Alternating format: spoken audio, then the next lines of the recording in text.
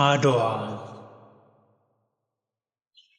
አፍሪካን ለመውረር የመጣው የኢጣሊያ ጦር ከኢትዮጵያ ጦር ጋር በአድዋ ተራሮች ላይ እሁድ የካቲት 23 ቀን 1888 ዓ.ም ጦርነቱ ጀመረ።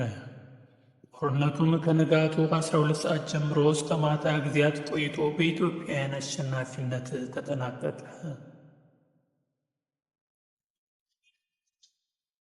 ለጦርነቱ መንስኤ የሆነው 17ኛው አንቀጽ የውጫሌው ስምምነት ነበረ። ሆኖም ግን ከዛ በፊት ሁለት ውሎች ነበሩ። እነዚህም የወዳጅነት ውሎች አፄ ዮሐንስን ገለል አድርገው የሸዋውን ንጉሥ ለመያዝ በማሰብ የመጀመሪያው ግንቦት 14 1875 ዓ.ም ሲሆን አንቀጾቹም የቆንስላ ልውውጥን፣ ነፃ ንግድን፣ ነፃ የሃይማኖት ስብከትን ማካሄድን፣ የሁለቱ ሀገር ዜጎች በሌላው ሀገር በነፃ መንቀሳቀስ የሚሉ አንቀጾች ነበሩ። ሆኖም ግን በቅንነት ኢትዮጵያውያን ይዋዋሉ እንጂ የሚጠቅመው ለኢጣሊያኖች ነበር። እነሱ በኢትዮጵያ እንደፈለጉ እንዲንቀሳቀሱ፣ ሃይማኖት እንዲሰብኩ የሚፈልጉትን የኢትዮጵያውያን ሁኔታ አቋም ለማወቅ የሚረዳቸው እንጂ ለኢትዮጵያኖች ጥቅም አልነበረውም። የእኛ ቄስ ሰባኪዎች፣ የእኛ ነጋዴዎች በሮምና በሚላን ሂደው እንደማይሰብኩና እንደማይነግዱ ይታወቃል። በዚህ ውል አንቀጽ 12 እና 13 ለውጫሌ ውል መንደርደሪያ ሆኖ ነበር።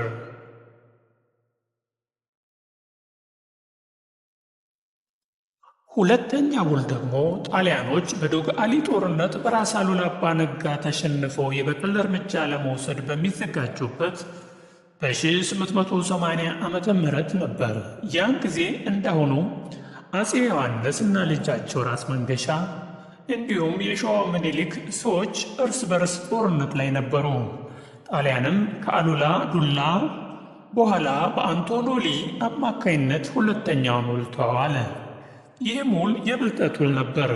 ጣሊያን ከአፄ ዮሐንስ ጋር መዋጋታችን ካልቀረ ከሸዋው ንጉሥ ጋር በመደራደር አፄ ዮሐንስን ለብቻ በተናጠል ለመግጠም ምኒልክ ገለልተኛ እንዲሆኑ 5000 ሬሚንቶን ጠመንጃ ሊሰጡት ተስማሙ።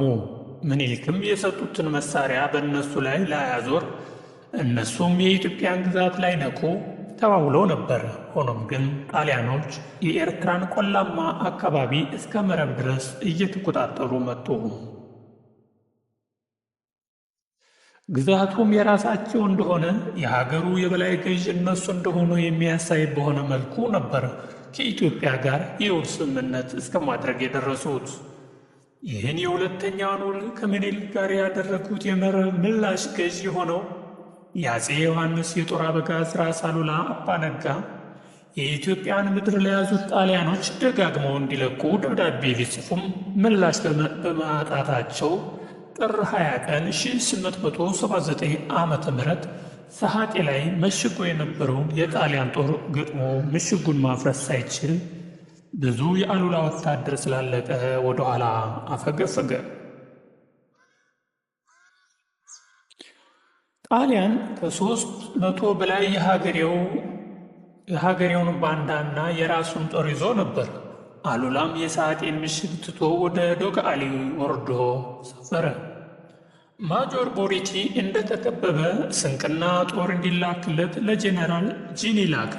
እርሱም ኮሎኔል ቶማስ ዲክሪስቶፍን በፍጥነት ትጥቅና ስንቅ አስጭኖ ላከለት። በማግስቱም የሰዓቴውን ጦር ለማገዝ የመጣው ኮሎኔል ቶማስ ከ500 በላይ የሚሆን የጣሊያን ጦር ከ10 መድፎችና በርካታ መትረጊሶች ጋር ሲጓዝ አድሮ ሌሊት 11 ሰዓት ደረሰና ከአሉላ ጦር ጋር የጨበጣ ውጊያ አድርጎ ጣሊያን በአሰቃቂ ሽንፈት ዶጋመድ ሆነ። ጀግንነቱ በሁሉ ተሰማ። አፄ ዮሐንስ ግን ሁኔታውን ሲሰሙ በመናደድ አሉላ እንዲታሰር አዘዙ። ምክንያቱም በጎን ከጣሊያኖች ጋር ድርድር ላይ ስለነበሩ የአሉላን ጀግንነት አልወደዱለትም ነበር። ሕዝቡ ግን እንዲህ ሲል አሉላን አወደሱት። መብቱን ዮሐንስ ለአሉላ ቢሰጠው እንደ ቀትር እሳት ቱርክን ገለበጠው፣ ጣሊያንም ወደቀ እያንቀጠቀጠው፣ አጭዶና ከምሮ እንደ ገብስም አሰጣው እየተባለ ተወደሰ። ይህም የጦርነት ዜና በጣሊያን በተሰማ ጊዜ ታላቅ ድንጋጤ ፈጠረ። በኢጣሊያ ጎዳናዎችና መስሪያ ቤቶች ጩኸት ተሰማ። የኢጣሊያ ፓርላማም ለምጽዋና ለአካባቢዋ ማጠናከሪያ የሚውል 20 ሚሊዮን ሊሬ በጀት መደበ። የመጨረሻው ውጫሌ ስምምነት አንቀጽ 17 ጣሊያን በሦስቱ ስምምነት ውስጥ ለስለስ ብለው የኢትዮጵያን መሬት ቀስ በቀስ እግራቸውን ከማስገባታቸው በፊት የተላከው ማርኬዝ ኦሪዚዮ አንቲኖሪ የመልክዓ ምድራዊ ጥናት ቡድን በሚል የሽፋን ስም በ1869 ዓመተ ምህረት ሸዋን ሲጎበኝ ሌላው ከቱርክና ከእንግሊዝ ተተክቶ ቦታውን በመረከብና በግዥ ስም ምጽዋና አሰብን ይዞ ነበር። ይህ ሁሉ ሲሆን የኢትዮጵያ አንድነት የተረጋገጠ ይዞታ አልነበረውም። አፄ ዮሐንስን በዚህ ሲይዙ፣ በሌላ ወገን ንጉሥ ተክለ ሃይማኖት እንዲሁም የሸዋው ምኒልክ ሊስማሙ አልቻሉም። ቢሆንም ለጣሊያኖች ጥቅም ነበረው። አንዱም ቢሲል ሌላውን እያባበሉ እንዲያም ሲል እርስ በርስ እያጣሉ ብዙ ቦታ በውል ስምምነት ያዙ። በዛን ወቅት ሦስቱ ንጉሶች የኢትዮጵያው ንጉሥ አፄ ዮሐንስ በጎጃም ንጉሥ ተክለ ሃይማኖትና በሸዋው ምኒልክ የእርስ በርስ ጦርነት ነበር። እንዲሁም ምኒልክ በደቡብ በኩል የእርስ በርስ ጦርነት ውስጥ ነበሩ። የውጫሌው ስምምነት ሆን ብለው በማባበል የትርጉም ስህተት በማስገባት ያስፈረሟቸው ነበር። ይህ ለጦርነቱ መንስኤ የሆነው የውጫሌ ውል ስምምነት አንቀጽ 17 የኢትዮጵያ ንጉሠ ነገሥት ከአውሮፓ ነገሥታት ለሚፈልጉት ጉዳይ በሙሉ በኢጣሊያን መንግሥት በኩል ማድረግ መላላክ ይገባዋል የሚል ሲሆን፣ በአማርኛ ቃል ግን የኢትዮጵያ ንጉሠ ነገሥት ከአውሮፓ ነገሥታት የውጭ ግንኙነት በሙሉ በኢጣሊያን መንግሥት አጋዥነት ማድረግ መላላክ ይቻላቸዋል የሚል ነበር። በአማርኛው የፈቃድ አንድምታ ሲኖረው፣ በኢጣሊያንኛው ይገባዋል የሚል የግዴታ መንፈስ ነበረው።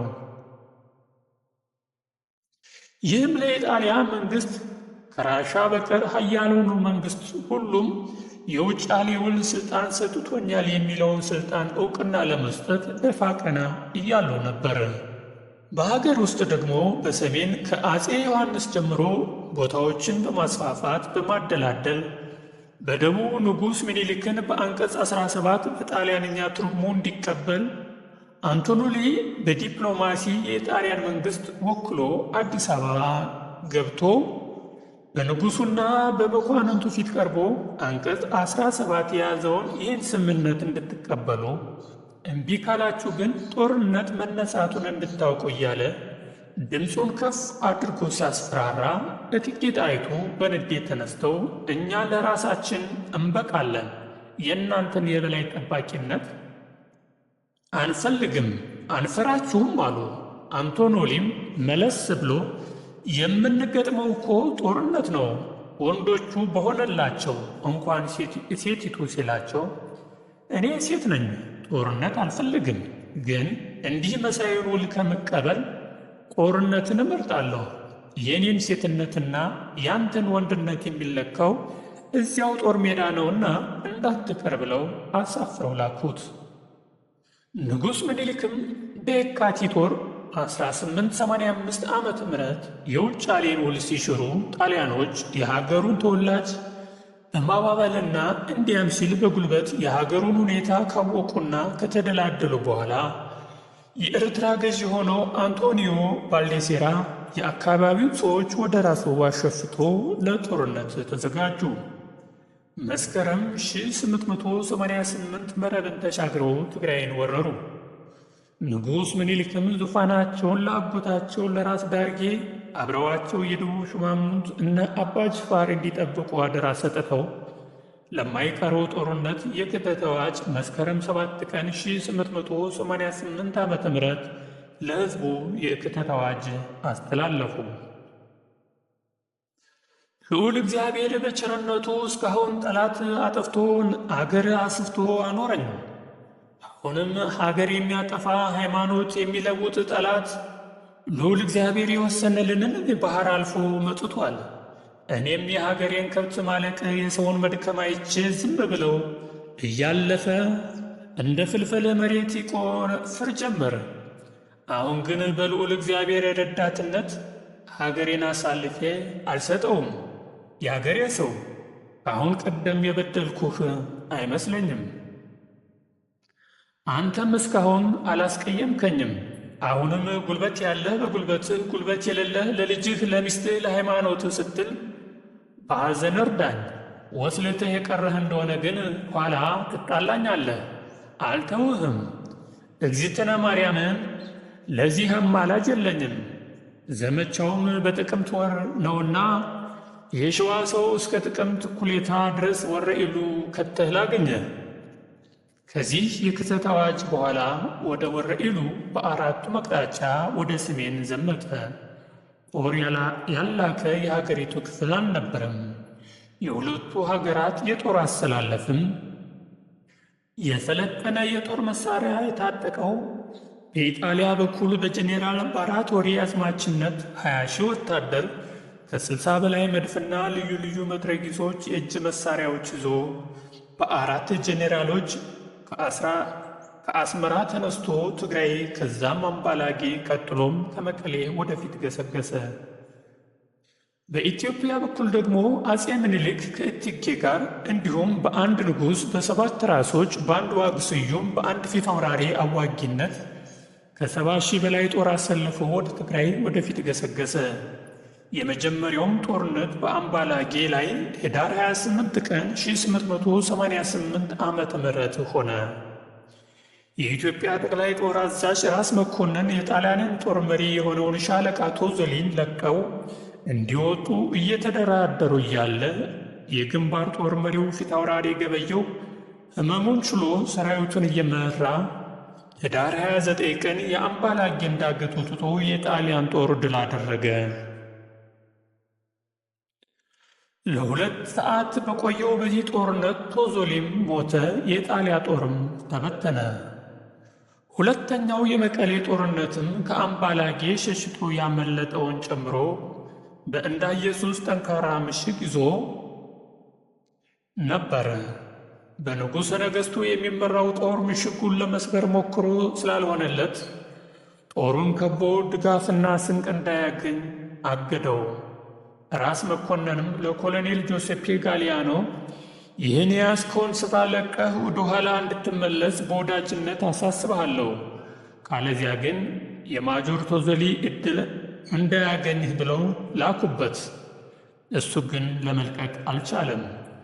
ጦርነት ቢፈልጉም እኔ ዘንድ ብዙ መድፍና መሳሪያ እንዳለ ይወቁ ብሎ ላከባቸው።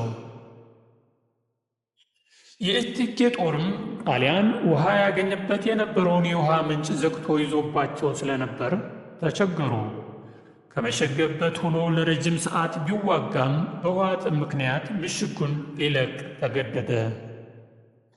በምኒልክና በኢጣሊያው ልዑል ፊልተር መካከል በተደረገ ስምምነት የኢጣሊያ ጦር ሳይበተንና ትጥቁን ሳይፈታ ይባስ ብሎ ለጓዙ የሚሆን በቅሎና አጋስስ ተሰጥቶት ምሽጉን ለቆ ወጣ።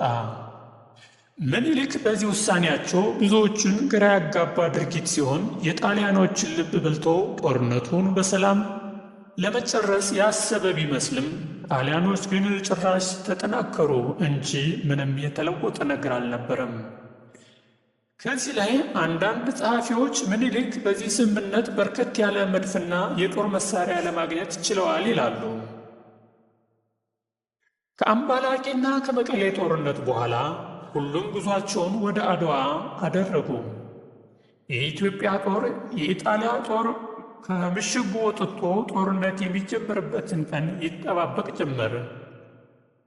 ምክንያቱም የሰራዊቱ የስንቅ ሁኔታ አሳሳቢ ስለሆነ በስንቅ ምክንያት ሰው እንዳይበተን ስለፈሩ ነበር። አድዋ ላይ የኢጣሊያ ዋና የጦር አዝማቾች ጄኔራል ኦሪስቴ ባራቶሪ፣ የቀረውን ሰራዊት በአራት ከፍሎ በአንደኛው ክፍል ጄኔራል አርሞንዲን፣ በሁለተኛው ክፍል ጄኔራል ዲቦራ ሚዳን፣ በሦስተኛው ክፍል ጄኔራል አልበርቶኒን፣ በአራተኛው ክፍል ጄኔራል አሌናን አደራጅቶ የጦር ካርታ አዘጋጅቶ በአራቱም አቅጣጫ አሰለፋቸው። በአድዋ ግንባር የዘመተው የጦር ከ20 ሺህ በላይ ሲሆን ዘመናዊ መሳሪያና ከ60 በላይ መድፎችም ነበሩት። በኢትዮጵያ በኩል ደግሞ ንጉሥ ምኒልክ አድዋ አጠገብ በአዲ መሐላይ በኩል 30 ሺህ ጦር፣ እቴጌ ጣይቱ አብረው 3,000 ወታደር፣ ፊታውራሪ ገበየሁ በማይጓጓ በኩል ከ6,000 ወታደር ጋር፣ ንጉሥ ተክለ ሃይማኖት በማይጓጓ አቅራቢያ 3,000 ወታደር ይዘው፣ ራስ ሚካኤል በሰናይት ሰብዖና በዕንዳ ሚካኤል ከ8,000 ወታደር ጋር፣ ልዑል ራስ መኮንን በአዲ አቦን ከ8,000 ሰራዊት ጋር፣ ራስ መንገሻ ዮሐንስ፣ ራስ አሉላ አባ ነጋና ራስ ሀጎስ በአንድነት 3,000 ሰራዊት ይዘው በሽዩቶ በኩል፣ ዋክስዩም ጓንጉል በሽዩቶ በኩል 6,000 ሰራዊት ይዘው፣ ራስ ወሌ በማይ ደልአንታ 3,000 ጦር ሰራዊት ይዘው፣ ራስ መንገሻ አቲከም ከ3,000 ወታደር ጋር ተሰልፈዋል። የካቲት 2 ቀን 1888 ቅዳሜ ሌሊት በኢጣሊያ ጦር ሰፈር የነበሩ የመረጃ አቀባዮች ሾልከው ወደ አድዋ በመገስገስ ያለውን የኢጣሊያ ጦር አቋም ገልጸው ነገ ወደዚህ ሊመጣ መዘጋጀቱን ተናገሩ። የኢትዮጵያ ጦርም በጉጉት ሲጠብቅ አድሮ የኢጣሊያው ጦር ጠቅላይ አዛዥ ጄኔራል ኦሪስቶ ቦሪቶዲ የካቲት 23 ቀን ድንገተኛ አደጋ ለመጣል ጦሩን አንቀሳቀሰ። ይህን ያደረገበት ምክንያት ኢትዮጵያኖች ዕለቱ እሁድ ስለሆነ አንድም ድርብ በዓል ጊዮርጊስ ስለሆነ በዓል ሲያከብሩ በድንገት እደርስባቸዋለሁ ብሎ አስቦ ነበር። ሆኖም ግን ጊዮርጊስ ፈረደባቸው። እንዲህ አይነቱን ውሳኔ እንዲወስን ያደረጉት በራስ አሉላ አማካይነት ለምኒልክ መረጃ የሚያቀብሉት ባሻይ አውዓሎም ያሉ የውስጥ አርበኞች ነበሩ። በዚህ ጦርነት በኢትዮጵያ በኩል የጦር አበጋዞች ራስ መኮንን፣ ራስ ሚካኤል፣ ራስ መንገሻና ንጉሥ ተክለ ሃይማኖት ሲሆኑ ጦርነቱን የጀመረው ፊታውራሪ ገበየሁ ነበር። በኢጣሊያ በኩል የነበሩት የጦር ጄኔራሎች ጄኔራል ጁሱፔ ኤሌና፣ ጄኔራል ቪሪዮ ዲቦርሜዳ፣ ጄኔራል ጁሱፔ አርሞንዲና ማቲኦ አልበርቶኒ ነበሩ። በመቀሌው ጦርነት የኢትዮጵያ ወታደሮች ከምኒልክ ትእዛዝ ውጭ በራሳቸው መንገድ በጀግንነት በከፈቱት ውጊያ ብዙዎቹ ስለሞቱ ምኒልክና ጣይቱ ራስ መኮንንን በግልጽ በሰራዊቱ ፊት ከጣሊያኖች ጋር ተስማምተሃል፣ ኮሎኔል ጋሊያኖ ምሽጉን እስኪሠራ ጊዜ ሰጥተኸዋል፣ እኔ ከኢትዮጵያ እንዲወጣ የላኩት የፊልተር የተባለውን ጠላት በሰፈርህ አስቀምጠዋል ብለው ወቀሷቸው። ራስ መኮንንም ታማኝነትን ለመግለጽ ምን ላድርግ ብለው በጠየቁ ጊዜ አንተው ጊዜ ሰጥተህ የመቀሌን ምሽግ እንዳስመሸከው ሁሉ አንተው ራስህ አስወጣው ብለው ሲናገሯቸው ወዲያው እሺ ብለው ምክር ይያዝ ተባለና ምክር ተያዘ። እነ ፊታውራሪ ገበየሁና ሌሎችም የአርበኞቹ ጦር እየተከታተሉ ዋናው ጦርነት ተጀመረ። ጄኔራል አልበርቶኒ የሚተኮሰው ጠመንጃና መድፍ ስላለቀበት ሻርፕሪል የተባለው ኃይለኛ ቦምብ እንዲተኮስ አዘዘ። አርበኛውም ከ1000 እስከ 1500 ሜትር ርቀት ተጠግተው ሲዋጉ ብዙ ሰራዊት አለቀባቸው። ወደ ኋላ ማፈግፈግ ሲጀምሩ የአምባላጌውን በር የሰበረው ፊታውራሪ ገበየሁ ጦራቸውን ይዘው ከፊት ሆነው እየመሩ ወደ ተፋፋመው ጦርነት ገቡ። ከአምባላጌ የተረፈው ወታደራቸው ተከተላቸው። በዚህ ጊዜ በሁለቱ መካከል የሚደረገው ጦርነት ከልክ ያለፈ ሆነ። ጄኔራል አልበርቶኒም ተጠባባቂው ባታሊዮን እንዲመጣ አዘዘ። በዚህ ጊዜ የእቴጌ ጦር 6 ሃኪስ የተባለውን መድፍ ከተዋጊው 3000 ሜትር ርቀው ተጠባባቂውን ጦር ገድበው ያዙት። ሆኖም 7ኛው ባታሊዮን ጦር ተኩሱን ተቋቁሞ ወደ ኋላ 1 ኪሎ ሜትር እንዲያፈገፍጉ አስገደዳቸው። ፊታውራሪ ገበየሁ ሁኔታውን አይተው ወደ ጦሩ ፊታቸውን አዙረው ገበየሁ በምን አኳኋን እንደሞተ ወደ ሸዋ በሕይወት የሚመለሱት ይናገሩ ብሎ ወደ ጣሊያኖች ገብተው ሲያዋጉ ቆይቶ ብዙ ጀብድ ከፈጸሙ በኋላ በመትረየስ ተመትተው ኪዳነ ምሕረት በር ላይ ወደቁ። በሦስት መስመር ያጠቃ የነበረው የጣሊያ ጦር በተለይ በጄኔራል አልበርቶኒ የሚመራው ብርጌድ በካርታ ንባብ ስህተት ምክንያት ከሁለቱ ብርጌዶች ተነጥሎ ስለተገኘ ለጥቃት ተጋለጠ። አልበርቶኒን ለማዳን የሄደው የዲቦራ ሜዳ ጦርም መንገድ በመሳሳቱ ሜዳ ላይ ቀረ። በሀገር ፍቅር ሲታገል የነበረው የኢትዮጵያ ሰራዊት በጦር ስልትና ቅንጅት ከጠላት የተሻለ ስለነበር እና ጊዮርጊስም አብሮ ስለረዳው ብዙ ሰው ቢያልቅም ለማሸነፍ በቃ። አፍሪካን ለመውረር የመጣው የኢጣሊያ ጦር ከኢትዮጵያ ጦር ጋር በአድዋ ተራሮች ላይ እሁድ የካቲት 23 ቀን 1888 ዓመተ ምህረት ከንጋቱ በ12 ሰዓት ላይ የተጀመረው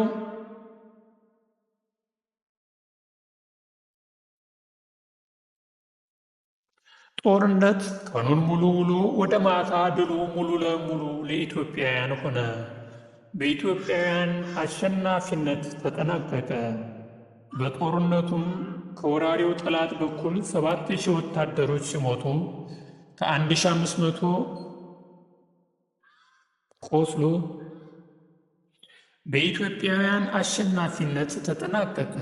በጦርነቱም ከወራሪው ጠላት በኩል 7000 ወታደሮች ሲሞቱ 1500 ቆስሎ 3000 ተማረከ። ከኢትዮጵያም በኩል እስከ 6000 የሚገመቱ ሲሞቱ 8000 የሚሆኑ እንደቆሰሉ ይገመታል። ኢትዮጵያ ለዘላለም ትኑር። ፈጣሪ ከሁላችን ጋር ይሁን። አሜን። ኢትዮ አፍሪካ